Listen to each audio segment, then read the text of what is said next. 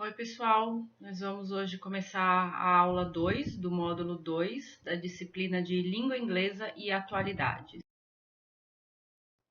Na aula de hoje, a gente vai aprofundar um pouquinho mais na compreensão das leituras em inglês, utilizando algumas técnicas que a gente já tem visto de leitura. A de hoje vai ser chamada scanning e a gente termina a aula com um pouquinho de vocabulário.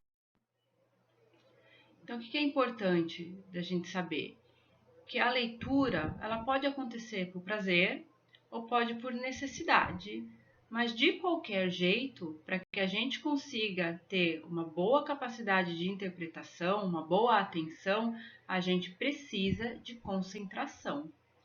Então, como a gente está numa fase difícil, está todo mundo tendo que se adaptar aos ambientes de estudo, né, dividir espaço na casa com todo mundo. Na medida do possível, vamos tentar achar um canto pra gente, talvez com fone de ouvido, às vezes no próprio celular. Quanto mais concentrado estivermos, mais fácil vai ser a gente absorver ou a gente se adaptar.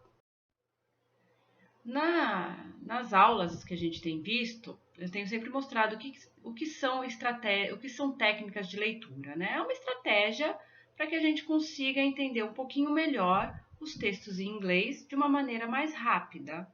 Sempre é importante a gente ressaltar por que eu estou fazendo isso. É importante que a gente entenda qual o motivo, qual a intenção daquele texto que você está precisando ler, ou que você escolheu ler. Então aqui, como eu já fazia nas outras aulas, eu coloco um pouquinho já de explicações em inglês para vocês, seguida sempre da explicação em português. Então, nessa técnica que a gente fala de scanning, scanning is the act of searching a particular information in a text with a particular approach. Então, ele está dizendo que a técnica de scanning é o ato de busca por uma informação em particular em um texto com uma abordagem muito particular. E aí eu coloco também a explicação em português, né? A palavra scanning, a gente usa mesmo scanning, mas ela vem de escanear, tá? Que alguns lugares a gente já portuguesou. Então, essa técnica de scanning, ela é uma forma de leitura superficial e rápida. Então, o objetivo é que a gente se concentre nas palavras-chave e nas ideias. Ou seja, a gente vai varrer o texto como se fosse realmente os nossos olhos fossem um scanner procurando só pela informação que nos interessa. Tá? Geralmente, a gente usa isso, por exemplo, num dicionário, numa lista telefônica. Você não vai no dicionário, pega a página inteira e fica lá lendo nome por nome, né? A gente está lá procurando uma palavra, sei lá, manhã. Aí eu pego a página lá que tem MA e já vou com o dedinho rapidinho até chegar no MAN, MANH, até chegar na palavra manhã. Você não vai ficar lendo palavra por palavra porque as demais palavras não te interessam. Então, nessa disciplina, a função que a gente vai usar, que ela é análoga, é de otimizar a busca por informação específica num texto em inglês, tá? Bem parecido com a da lista telefônica, mas é claro que quando a gente fala de texto em inglês, a gente está procurando por informações específicas do texto que podem nos ajudar numa situação específica que a gente estiver vivendo. Nos dois próximos slides, a gente tem alguns textos, né, junto com as figuras. E aí eu queria que vocês dessem uma olhada nesse texto e avaliassem o seguinte. Primeiro, na familiarização com o texto, questão 1. Identifique qual texto se refere a uma oferta de emprego, a um filme e a um passeio turístico. Então, são 3 definições para 3 tipos de texto. Cada um conecta com um desses daí. Quando é a estreia do filme?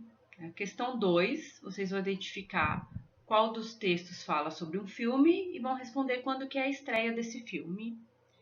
Questão 3, qual a duração do passeio turístico? Então, uma vez identificado qual que é o texto que fala de passeio turístico, vai achar nesse texto qual é a duração do passeio turístico que está sendo oferecido. E na questão 4, vocês vão procurar dentre esses textos que estão aí, qual texto que cita boas habilidades de comunicação. E aí a gente vai discutir isso daí depois. Então, a gente tem o texto 1, que é o Sonic and the Hedgehog. A gente tem o texto 2, que é o One Day in Rio. E a gente tem o texto 3, que é esse daqui, ó, Experience Shepherd Required. Então, nesses 3 textos aí, vocês vão identificar aquelas perguntinhas ali atrás. Aqui a gente já tem alguns exercícios, já vai um pouco para a parte de vocabulário. Então, a gente vai avaliar essa figura e responder. Qual é o assunto que está sendo tratado nessa figura? Ao que se referem os números dessa figura e quais são os cognatos encontrados? Então, lembrando, a gente vai passar o olho, dar uma escaneada no assunto geral, tentar entender do que é o assunto, vai procurar uma informação específica, que é o que eu estou pedindo no número 2, quais são os números, né, o que eles se referem. Então, você não precisa gastar seu tempo lendo palavras, uma vez que estamos procurando números.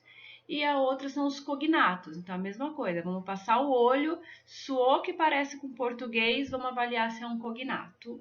Então, essas 3 questões para vocês avaliarem aquela figurinha da pirâmide. A próxima parte dessa aula, a gente vai voltar a falar um pouco de comunicação escrita. Então, a gente já viu alguns textos e aí a gente tinha algumas expressões que a gente até classificou o que era muito formal com o que era muito informal. Então, a gente tinha a expressão XOXO para se despedir, que eu falei, essa é o dos mais informais que a gente tem. A gente tem também a palavra hugs, que são abraços, e a gente tem a palavra love. Então, essas 3 expressões, elas são muito informais. Só deve ser usado com pessoas que você tem intimidade, normalmente com amigos.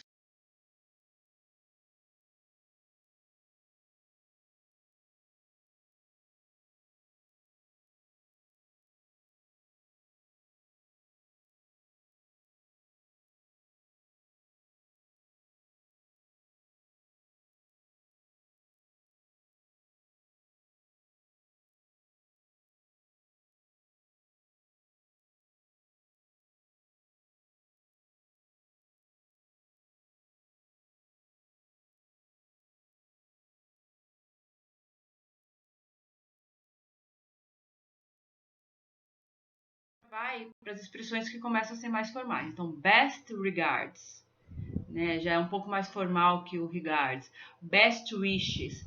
Best wishes, ao pé da letra, são melhores desejos. Então, ele é um tudo de bom, no entanto, também um pouco mais formal, né? A gente já tem aqui as extremamente formais, né? Que são expressões de maior formalismo. Uma tradução geral seria assim, quando a gente termina, em vez de um atenciosamente, a gente já usa um respeitosamente e termina a comunicação. Então, a gente já fez alguns exercícios no passado, estamos revendo isso daqui agora um pouquinho, já um pouco mais aprofundado. E aí eu pergunto para vocês, né? Tem um vocabulário abaixo aqui, dear e várias coisas.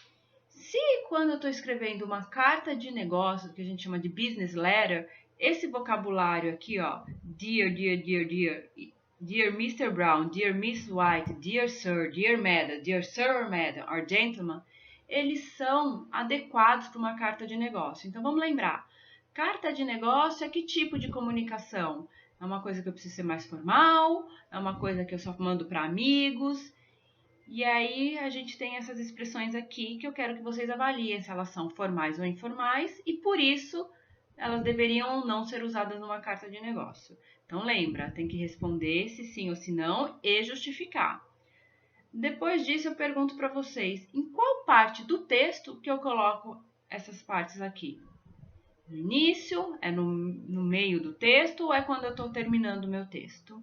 E isso vai estar como uma atividade também, isso vai estar lá no Moodle para vocês fazerem como uma atividade. Vamos terminando por aqui, pessoal.